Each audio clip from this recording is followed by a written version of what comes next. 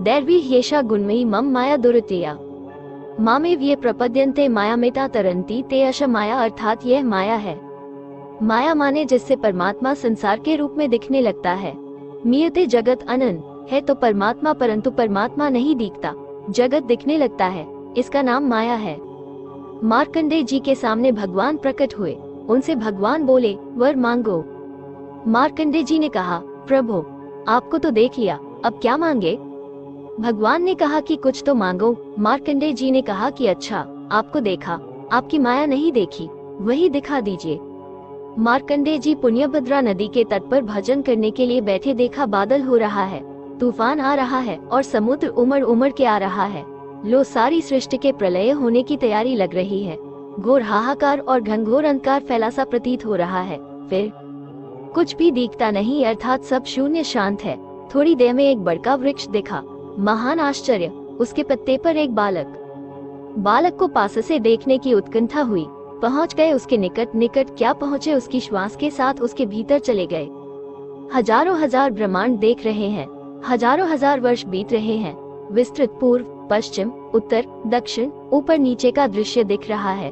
बड़ी भारी दुनिया दिख रही है। अनंत ब्रह्मा विष्णु महेश और फिरास के साथ धम से बाहर आते हुए दिखाई दे रहे हैं। वही पुण्यभद्रा का तट, हिमालय की तहलटी और बैठकर भजन कर रहे हैं। मार्कंडेय जी घड़ी भर में सृष्टि और प्रलय, कोटि कोटि कल्प, जन्म और मरण को देख लिया, परंतु यहाँ तो कुछ नहीं था। इस कुछ नहीं में बहुत कुछ देख लिया था। ये दिखाने की जो शक्ति है उसे माया कहते हैं। जहाँ कुछ नहीं वहाँ सब कुछ दिखा दे, उसका नाम है माया। नारद जी को अभिमान हुआ कि मैं कामविजयी हूँ, सात्विक अभिमान था। उन्होंने क्या देखा, एक सुंदर नगरी, एक राजा है, उसको सुंदरी राजकुमारी है, स्वयंवर हो रहा है। लड़की पर नारद जी मुग्ध हो गए। इस लड़की से तो हम ब्याह करेंगे। सुंदर रूप मांग कर आए तो मिल गया बंदर का रूप। अंत में कुछ नहीं, न नगर न राजा न राजकुमारी, कुछ भी नहीं। इसी का नाम है माया।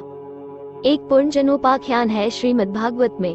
पुनर्जन्म ने देखा लाखों वर्ष, अनंत वंश विस्तार, एक नहीं कई जन्म। वो सब क्या था? अविज्ञात सखा का ईश्वर से बिछुड़ जाने का परिणाम। हो कुछ नहीं मालूम पड़े सब कुछ, इसी को कहते हैं माया। एक बार नारद जी ने कहा कि भगवान हमें माया दिखाइए। अब यात्रा आरंभ हुई, आगे आगे भगवान विष्णु पीछे पीछे, नारद जी विष्णु। भगवान ने थोड़ी देर बाद कहा मुझे प्यास लगी है। यह माया है, विष्णु को प्यास नहीं लगती, बिना प्यास के ही प्यास आ गई। नारद जी बोले अभी जल लाता हूँ। नारद जी को पास ही नदी मिल गई। नदी के सौंदर्य ने उन्हें आकर्षित किया। उतर पड़े स्नान करने। स्नान करके बाहर आए, नारद से हो गए नारदी राजकुमार मिल गया। ब्याह हो गया, बच्चे कच्चे हो गए, पति मर गया, नारदी रो रही है। विष्णु भगवान आ गए। अरे नारद तुम पानी लेने गए थे, कहाँ चले गए? नारद को आई शर्म, कूद पड़े पानी में और नारदी से फिर नारद होकर निकले।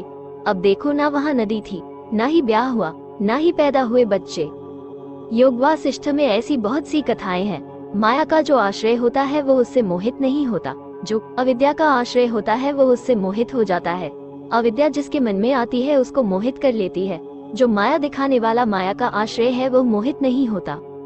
माया देखने वाला मोहित होता है, अविद्या रखने वाला मोहित होता है। यह अविद्या और माया का भेद है। माया जबकि विद्या देती है तब मनुष्य मुक्त हो जाता है, जब माया अविद्या देती है तब मनुष्य बद्ध हो जाता है। सब ख्याल ही है, मनुष्य अपने ख्याल से, कल्पना से ही बंधा हुआ है। इससे पार जाने का उपाय क्या है? दैर्वी ह्येषा गुणमयी मम माया दुरत्यया, मामेव ये प्रपद्यन्ते मायामेता तरन्ति ते। माया से मुक्त होने का उपाय भी सुनिए। एक मछुआ जाल फैलाकर समुद्र में मछलियां पकड़ रहा है। कौन सी मछली बचे जो उस मछुए के पांव पास चली जाए? वो अपना पांव जाल में तो रखेगा नहीं। सृष्टि व्यवहार के लिए भगवान ने एक माया फैला रखी है। आप उस मायापति के नजदीक पहुंच जाएं यदि बचना है तो। यही संत जनों का उपदेश है। मायापति की शरण में आके कोई माया आप पर मायाफांस नहीं लगाएगी, और इस भवसागर से बचने के लिए मायापति श्रीहरि की शरण तो लेनी ही पड़ेगी।